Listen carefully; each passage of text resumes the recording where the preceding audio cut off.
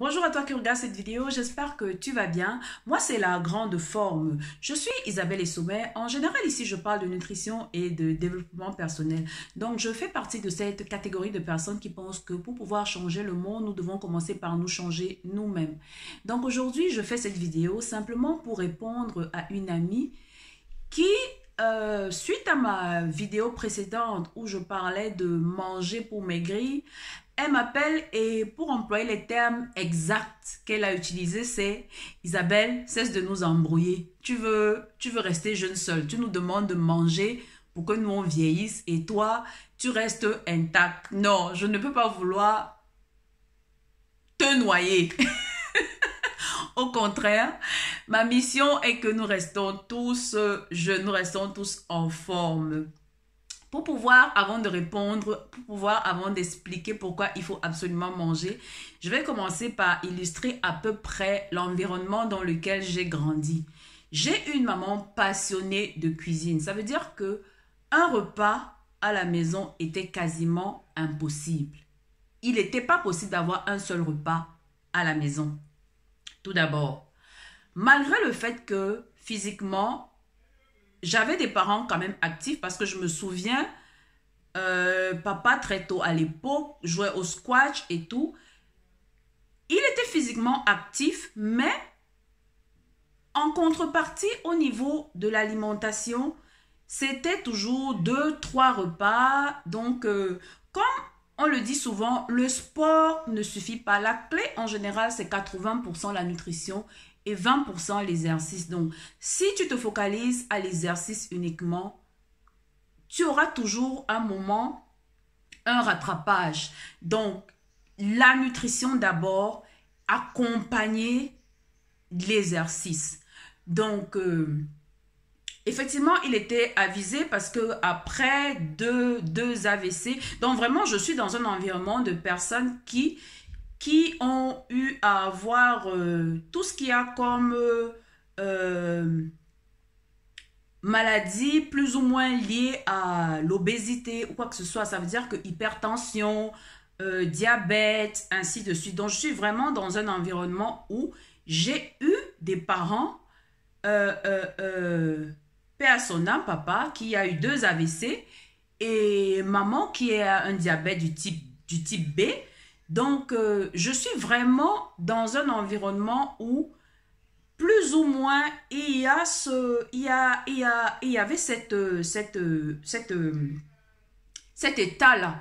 Donc, moi, très tôt déjà, c'est vrai, j'ai commencé à me battre. Mais vraiment, c'était des batailles de poids, comme on dit, sans réellement avoir le fondement ou la base. C'était plus lié à...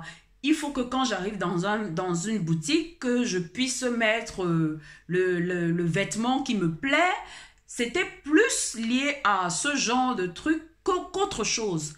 Mais avec le temps, j'ai réalisé l'importance de cela en termes de santé, et je me suis dit non, c'est pour ça qu'aujourd'hui j'en fais une mission. J'essaie de sensibiliser au maximum, le maximum de personnes, surtout dans notre communauté. Changeons notre façon de nous alimenter, c'est important. Le sport ne suffit pas.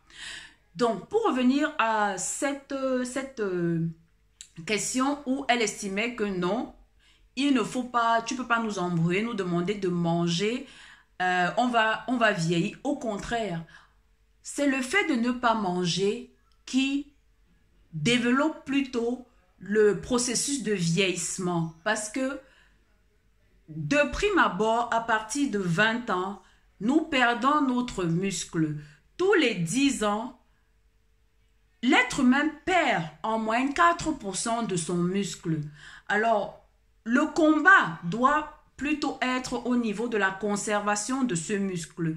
Or, comment est-ce que nous pouvons arriver à conserver notre muscle? Nous devons nous alimenter normalement. Nous devons nous hydrater, boire, parce que le muscle est constitué en moyenne à 75% d'eau. C'est pour ça que quel que soit le programme que tu vas commencer aujourd'hui, on va te dire il faut boire beaucoup d'eau. Parce que le processus est clair. Pour pouvoir perdre du gras, il faut pouvoir développer le muscle. Le muscle est plus fin que le gras. Le muscle est plus fin que le gras. Il faut absolument développer son muscle pour que le processus de perte ait un effet. Parce que généralement, on s'attarde sur quoi? Je monte sur la balance, j'ai moins 2 kilos, moins 3 kilos, moins 5 kilos.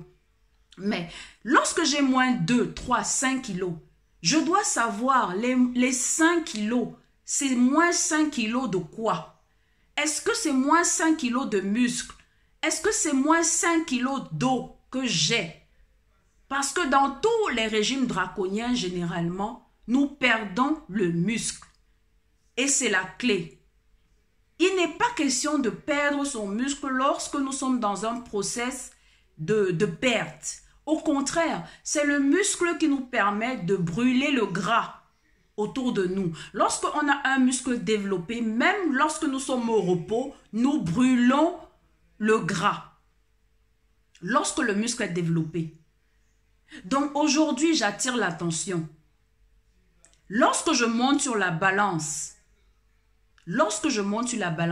et que j'ai moins 5 kilos, je dois savoir les 5 kilos en moins, ce sont les... Qu'est-ce que j'ai perdu? Est-ce que j'ai perdu le gras? Est-ce que j'ai perdu de l'eau? Est-ce que j'ai perdu mon muscle? Moi, en général, je déconseille la balance. C'est vrai, lorsque quelqu'un a déjà son poids idéal, il est important d'avoir une balance à la maison. Cela permet au moins de rattraper dès qu'on a de petits écarts. Parce que le fait de contrôler son poids, ne serait-ce qu'une fois par semaine ou une fois toutes les 2 semaines, ça nous alerte quand même lorsque nous sommes en train d'avoir des écarts. Mais pour quelqu'un qui est dans un process de perte, je déconseille absolument la balance. Parce que déjà, si ce n'est pas une personne forte de caractère, il suffit de monter sur la balance après 1 semaine, 2 semaines pour se décourager et arrêter.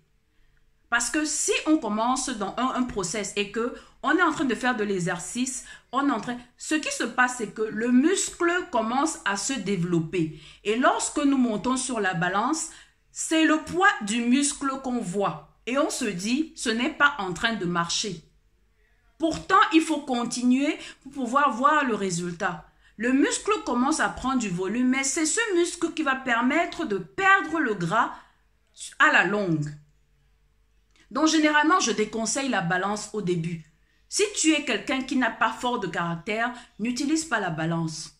Je te conseille de prendre 1 mètre, mesure ton tour de taille, mesure tes hanches, ou alors prends un vêtement test. Ça veut dire que quand tu commences ton process, prends une chemise, une robe, n'importe quoi qui est très juste sur toi, essaie et utilise ce vêtement-là au fur et à mesure que ton process évolue. Parce que la balance est différente. Je le dis pourquoi. Sur 10 ménages, 8 ménages ont une balance classique. Une balance classique. La balance, elle ne donne que le poids. La balance que nous avons généralement dans les domiciles, c'est quoi? On n'a pas la quantité d'eau. On n'a pas la quantité de gras. On n'a pas la quantité, tous les autres paramètres qui rentrent en jeu. Les balances internes, on les retrouve uniquement par moment en pharmacie, parfois en salle de gym, ainsi de suite. À partir du moment où on a une balance interne, on contrôle mieux. Sinon, je viens poser la question, pourquoi les personnes qui sont souvent d'apparence très fine ont quand même le diabète? Pourquoi les personnes d'apparence très fine ont quand même l'hypertension?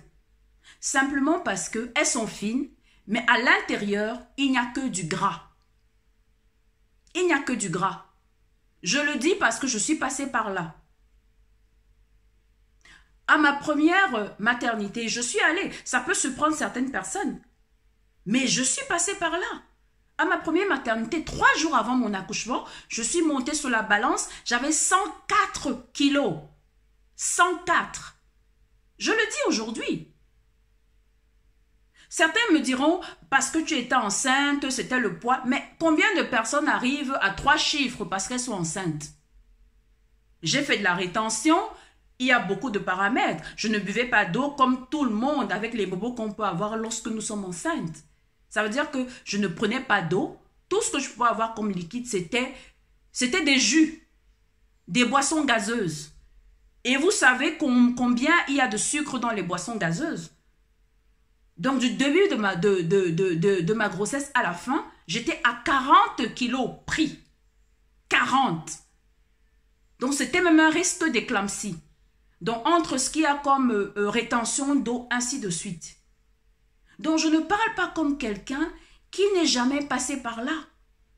Je suis simplement quelqu'un qui, lorsqu'il y a une situation, je me ressaisis et je me dis, il faut absolument que je me batte pour faire sauter ça.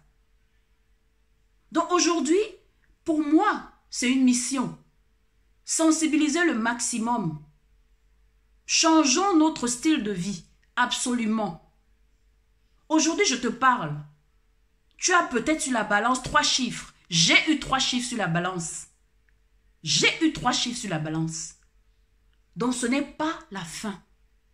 Lorsque j'ai de manger, on se dit que parce que on est en surpoids, on ne doit plus manger. Au contraire, plus on est grand, plus on a du poids, plus on doit manger. Parce que le corps a besoin d'un certain apport. Contrairement à ce qu'on pense. On se dit souvent, mais je ne comprends pas. Celle-là, elle mange tellement, mais elle ne grossit pas. Parce que de façon inconsciente, elle nourrit son muscle. Toi, tu es en surpoids, tu fais attention, tu as peur de manger. Mais ce qui se passe, c'est que tu ne manges pas, donc tu perds du muscle et le gras que tu as à l'intérieur de toi ne peut pas partir, ne peut pas diminuer. Contrairement à la personne mince qui, tout le temps, on a l'habitude de le dire. Si tu ne l'as jamais constaté, je serais surprise. Parce que chacun a déjà un moment dit, je ne comprends même pas où son poids part. Elle mange tellement. Elle mange, elle nourrit son muscle. C'est pour cela que les enfants, les jeunes, peuvent se permettre de manger n'importe quoi. Ils ont encore un muscle développé. Aujourd'hui, tu manges moins qu'avant. Mais tu n'arrives plus à perdre. Tu fais tous les régimes, c'est différent. Pourtant, tu faisais les mêmes régimes plus tôt. Simplement parce que tu as moins de muscles. Et tu dois conserver ton muscle. Tu dois conserver ton muscle comment? En mangeant, en buvant de l'eau, en faisant de l'exercice. Absolument. C'est comme ça que tu vas maintenir ton muscle et tu vas brûler le gras que tu as à l'intérieur de toi. Donc, c'est le petit partage que j'ai voulu faire. Je ne te demande pas de manger pour que tu vieillisses. Au contraire, c'est le fait de t'alimenter qui va te maintenir parce que tu seras en train de maintenir ton muscle. Et c'est le muscle qui nous maintient jeunes. C'est notre âge métabolique le plus important. J'aurai le temps peut-être de partager la balance, ainsi de suite. Mais je vais m'arrêter là pour que la vidéo ne soit pas très longue. Mais c'était la réponse. Tu dois manger pour maigrir. Le but, lorsque tu es dans un processus de perte, c'est développer ton muscle. Ne sois pas dans une logique de faire baisser le chiffre sur la balance en perdant ton eau, en perdant ton muscle. Et tu dois te dire une chose, lorsque tu entames, c'est un style de vie. Parce que quel que soit ce que tu vas faire, va aujourd'hui, fais une opération, repars dans tes anciennes habitudes, tu reprendras tout le poids que tu as perdu. Donc tu dois te dire, lorsque je suis dans mon process, je dois être patiente. Le poids, je ne l'ai pas pris en un jour. Donc je dois être patiente pour le perdre. Je dois être patiente. Deuxièmement, pendant mon process, je dois savoir que ce n'est pas simplement pendant 3 mois. Dès que j'ai mon poids, je repars continuer à manger toutes les conneries que j'ai l'habitude de manger. Parce que tu repars dans les conneries, tu reprendras tout le poids, quel que soit ce que tu as fait. Donc c'est le petit partage que j'ai voulu faire aujourd'hui. Il faut prendre conscience. Il faut prendre conscience. Changeons absolument notre style de vie. Merci d'avoir suivi la vidéo et à très bientôt dans une prochaine. Bisous, bye bye, je vous aime.